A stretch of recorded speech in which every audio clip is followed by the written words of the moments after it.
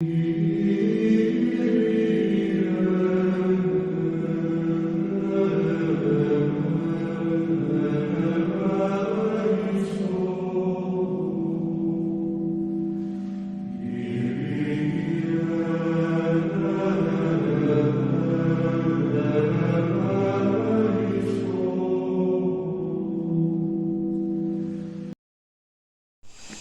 uma vez, estamos aqui na nossa espiritualidade, toda quarta-feira, 19h30.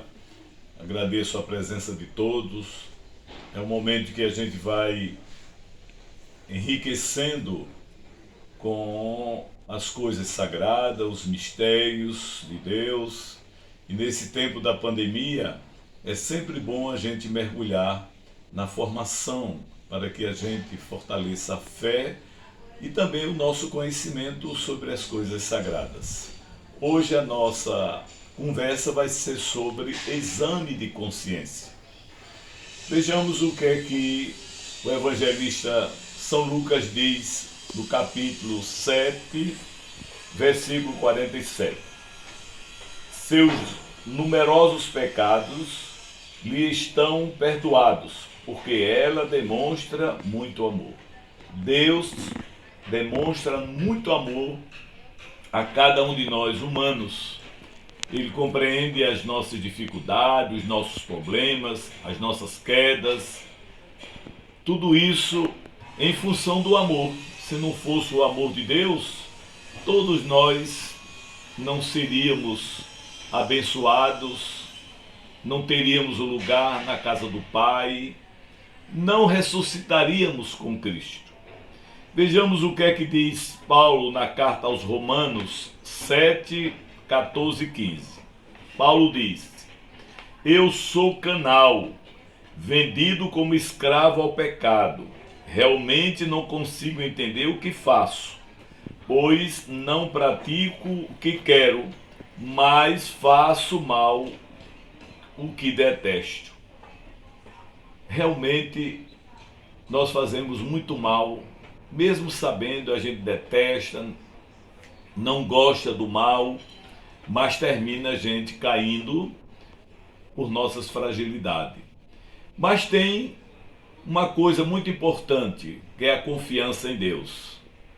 Paulo diz: quem me libertará desse corpo de morte? A morte do pecado nos é perdoado por Deus, porque Ele é nosso Pai. E o Pai protege o Filho, compreende o Filho, liberta o Filho, ajuda o Filho a se transformar. Mas a gente se aproxima de Deus, quanto mais a gente se aproxima de Deus, mais temos consciência do pecado. É claro, se eu conheço a Sagrada Escritura, se eu procuro me aprofundar, se eu procuro conhecer, me aproxima mais para que eu compreender o mal que eu faço, a infidelidade que eu tenho com Deus e comigo e com minha comunidade. Mas a gente se aproxima dos outros mais experimentando nossa própria fraqueza. É claro e evidente que quanto mais a gente se aproxima, mais frágil ficamos às nossas fraquezas humanas.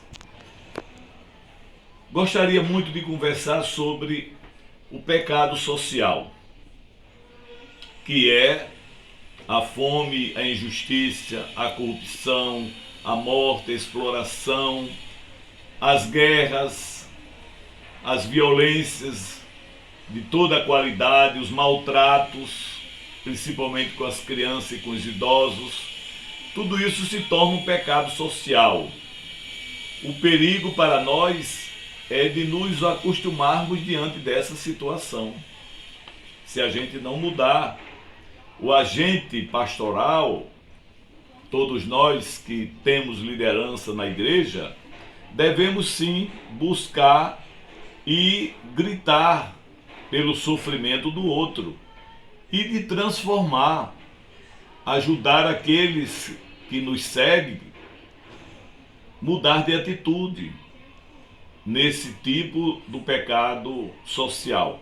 E o pecado social só vem através da caridade, do olhar misericordioso, da compaixão e do amor ao próximo.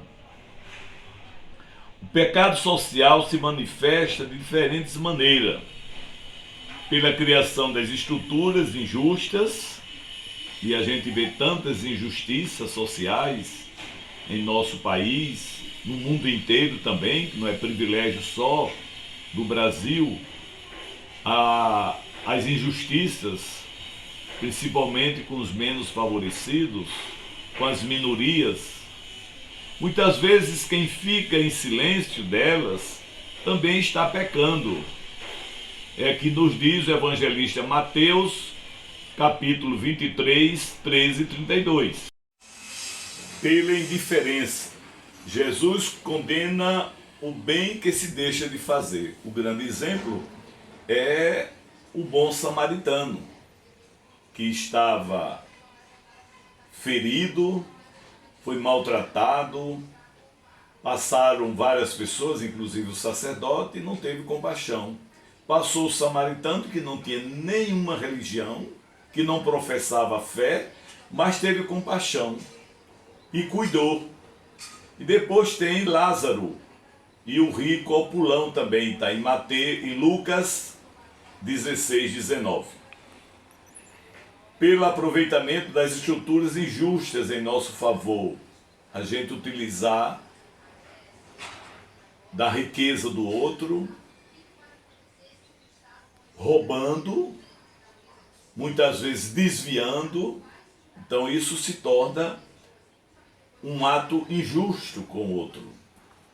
Depois, não proteger os fracos, os menos favorecidos, muitas vezes não têm vez na sociedade, são excluídos. O pecado social nos afeta porque fazemos parte do corpo de Cristo.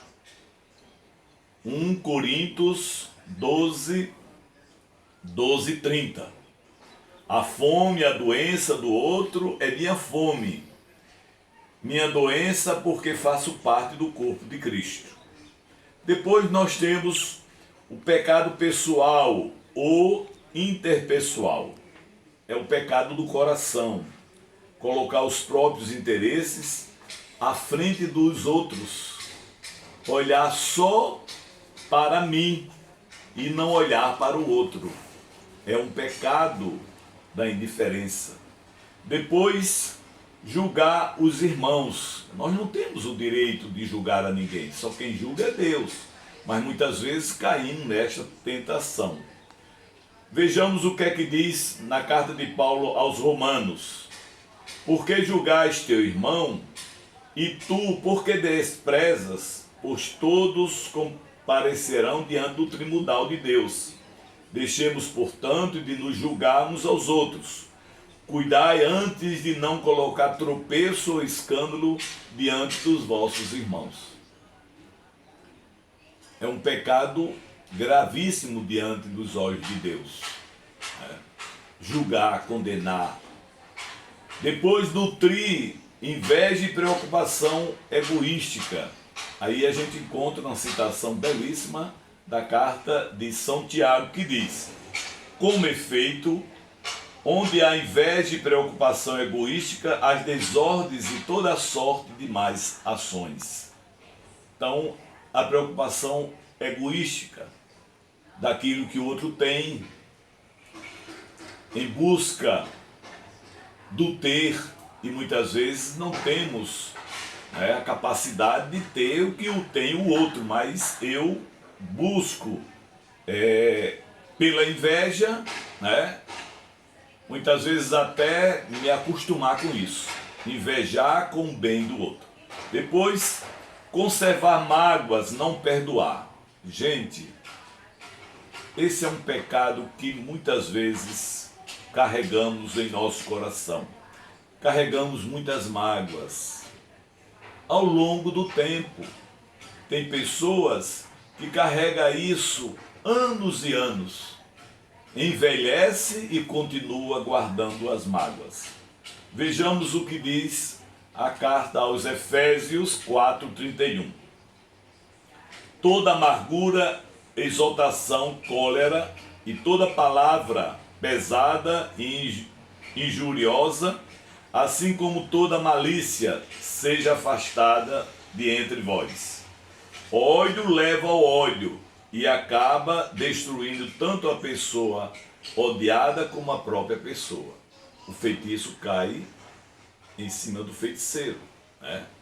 Então o ódio vai acumulando dentro do meu coração e automaticamente daquele que eu tenho ódio, ele também carrega, né? A gente carrega.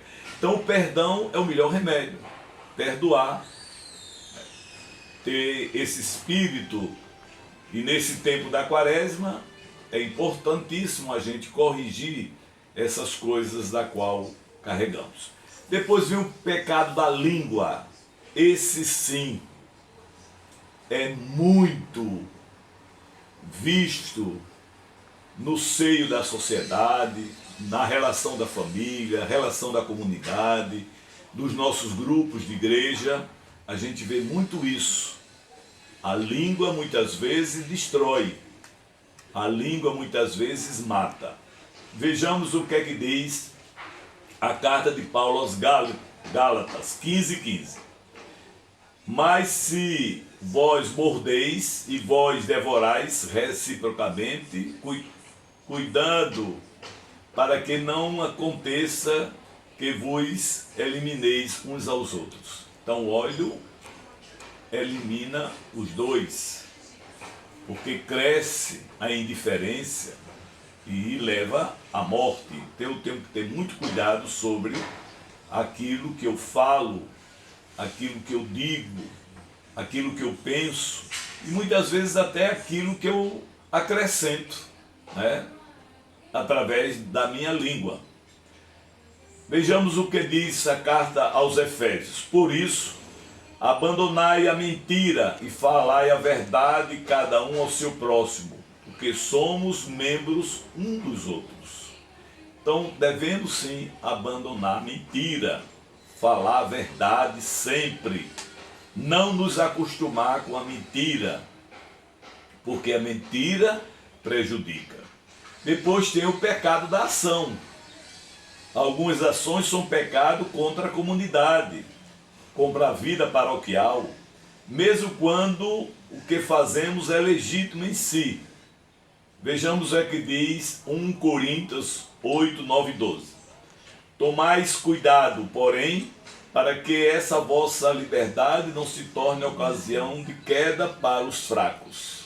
Tem muito cuidado nesse sentido, né, de não prejudicar o outro só porque eu comando um grupo, eu sou superior, né? Então é importante a gente abrir o diálogo, a conversa, a ajuda mútua na vida comunitária. Depois os atos de vingança. Não pagueis o mal contra o mal. Somos frágeis nesse sentido. Quando alguém nos faz mal, a gente procura vingança. E o ato da vingança não deve ser um ato próprio do cristão, né? Depois temos as panelinhas. E isso acontece em família, na comunidade, na paróquia que eu convivo, no grupo que eu participo, até mesmo nos grupos sociais. A panelinha, ela é a coisa mais frequente na nossa vida cotidiana.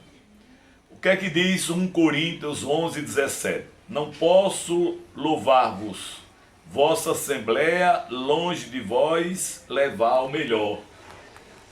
Vós prejudica. Então eu prejudico a minha vida, a minha relação, da minha vida com os outros, em função das panelinhas que eu crio, né?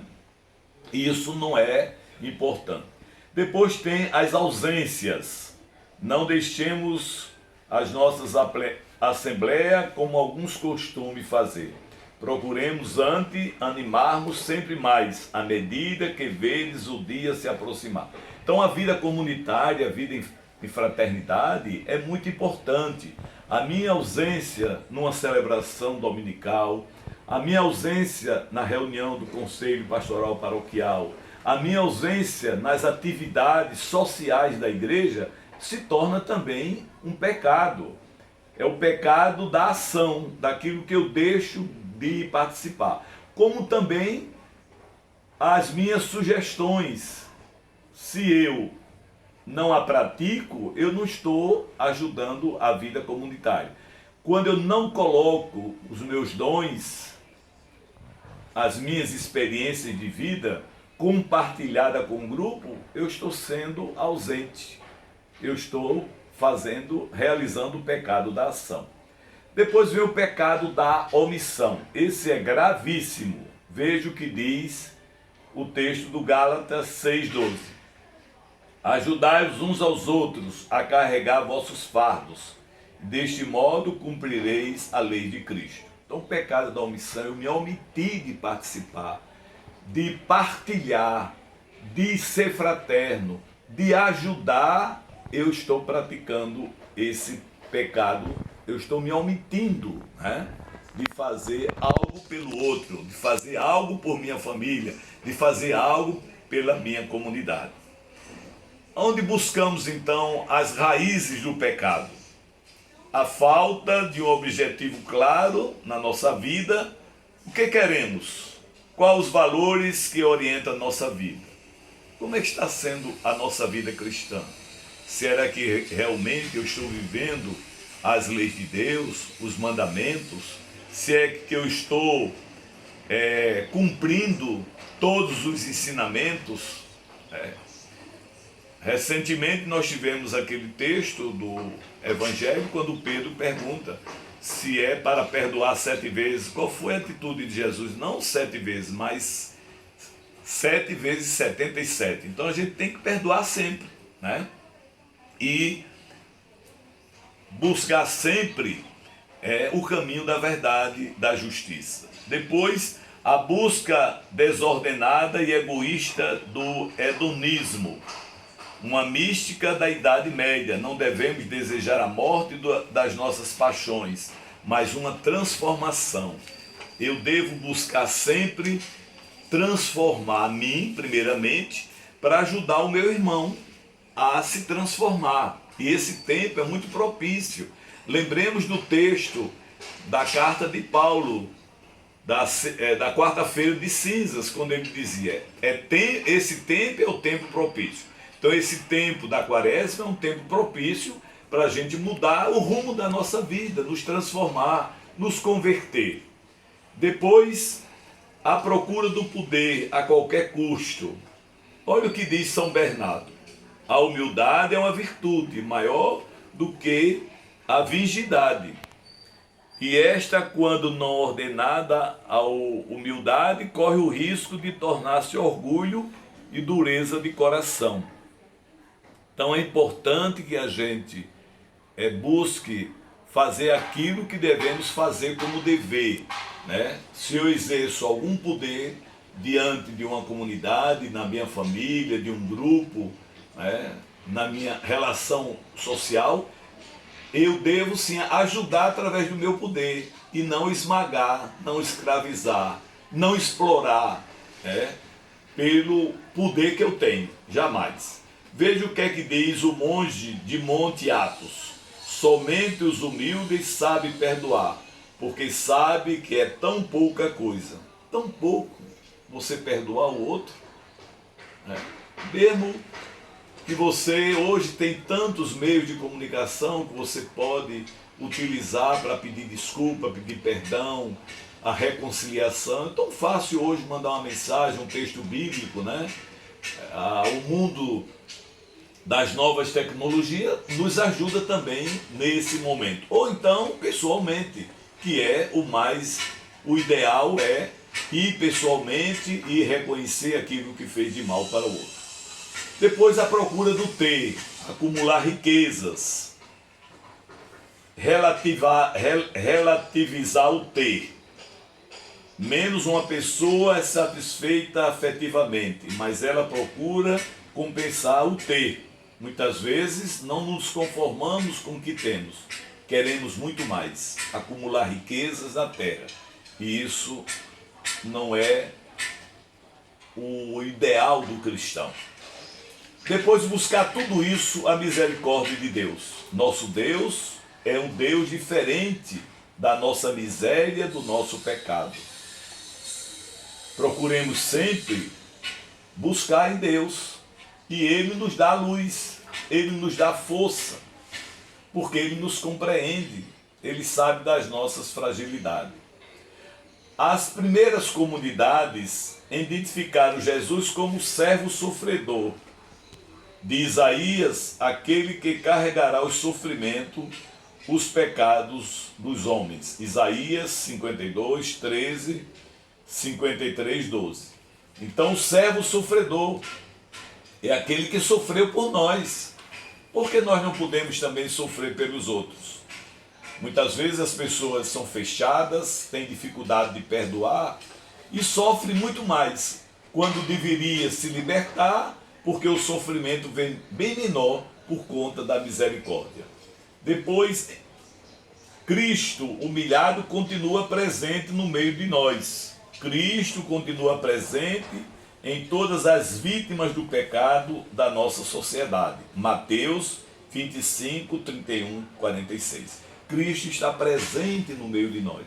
É preciso que a gente acredite, confie que Ele está presente em todo momento. É só você enxergar.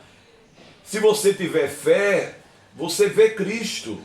Mas você vê Cristo no outro, no irmão que você ofendeu, no irmão que você precisa ajudar, no espírito de caridade e de compaixão.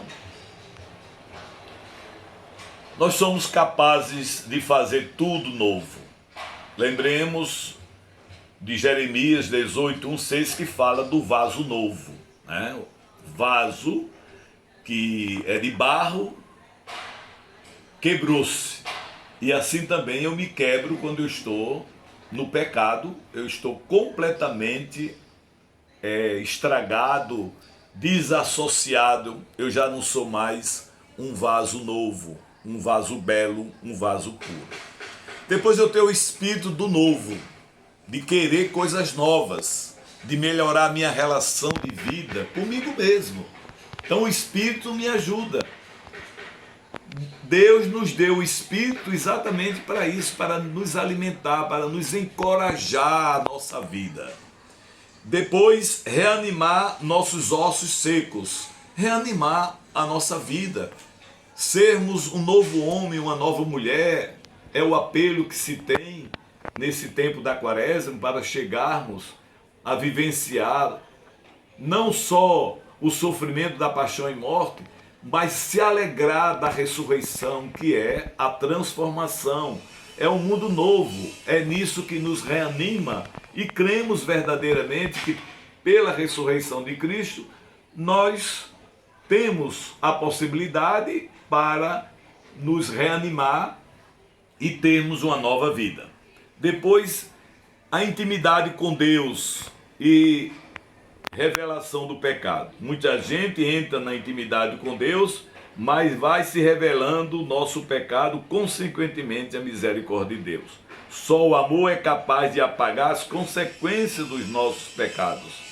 Muito lhe é perdoado porque há muito amor. Lucas 7, 36, 50.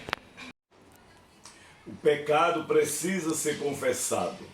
Sabemos que na igreja temos o sacramento da reconciliação, da confissão, que podemos acusar nós mesmos os pecados que praticamos e receber a absolvição. A busca deste sacramento é importante, não é um ato de humilhação, mas um ato de grandeza diante dos olhos de Deus. Hoje os psicólogos mostram que não podemos guardar dentro de nós os nossos problemas, as nossas culpabilidades. Só o fato de falar alivia. Então, a psicologia também nos ajuda nesse sentido. As terapias, as sessões, quando a gente fala com nós mesmos, né? Então isso ajuda a aliviar, a retirar as impurezas, né? E isso ajuda também a compreender também o sentido cristão na nossa vida. O que não é revelado cai no nosso inconsciente e cria dificuldade mais tarde. Então, quando eu inconscientemente eu continuo naquela frieza, com aquele coração duro, isso me prejudica. Então eu devo sim buscar conscientemente mudar as minhas atitudes para que mais tarde eu não venha sofrer tanto. O Salmo 32 nos diz: confessei a ti meu pecado, e minha iniquidade não te encobri. Eu disse: vou a Yahvé confessar minha iniquidade, e tu absolveste minha iniquidade, perdoastes o meu pecado. Então, quando a gente vai ao sacerdote, que é o representante de Deus, representante dos apóstolos, e a gente confessa os pecados, Deus perdoa, né? A gente recebe a absolvição. Quero lembrar que no dia 1 e 2 de abril, a Arquidiocese promove as 24 horas com o Senhor, que inicia no dia 1º às 12 horas na Igreja da Mercês, com a celebração da Santa Missa, e depois temos em várias ilhas lá do Parque Solon de Lucena, bispos, sacerdotes que estarão atendendo às confissões, como também a tenda onde fica exposto o Santíssimo Sacramento. Então é uma oportunidade de cada um de nós ir ao encontro e confessar os nossos pecados. São 24 horas que haverá atendimento, vários padres, uma quantidade muito boa, e você pode ir no dia 1º e no dia 2 de abril e se reconciliar, se tornar um novo homem, uma nova mulher. Que Deus abençoe, que cada um de nós procuremos esvaziar o nosso coração e preencher com as coisas sagradas. Que Nossa Senhora de Lourdes nos ilumine para que sejamos cada vez mais fiéis ao seu Filho Jesus.